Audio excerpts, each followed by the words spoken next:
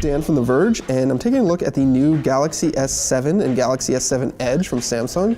These are Samsung's flagship phones for this year, and they're very similar in looks and feel to last year's S6 and S6 Edge, but there are some key differences that Samsung's really improved in a number of ways. For one, the S7 is a 5.1-inch display, so that's the same size as last year, but the back has been curved, so it's a little bit more comfortable to hold, very similar to the Note 5's design there.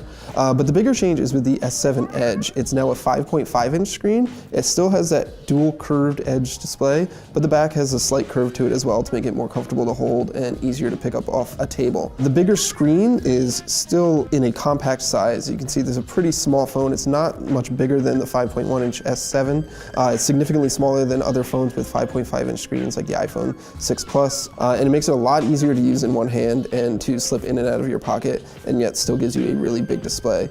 The display itself is obviously Samsung Super AMOLED technology. It's got a QHD resolution. You can see here on the back, the camera has been trimmed down a lot, so doesn't stick out as much as it used to.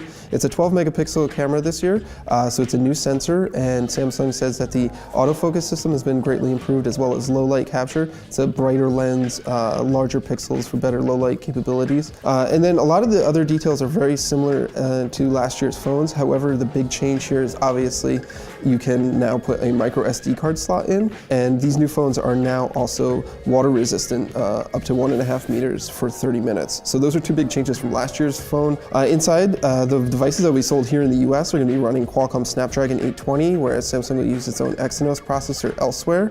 It's obviously a very high-end, fast processor. Everything here is going to run really fast and quick. It's running Android 6.0 Marshmallow. It's got Samsung's TouchWiz skin on top of it. It of course supports Samsung Pay, quick charge or fast charging, wireless fast charging, all of those features that have become kind of standard on Samsung devices.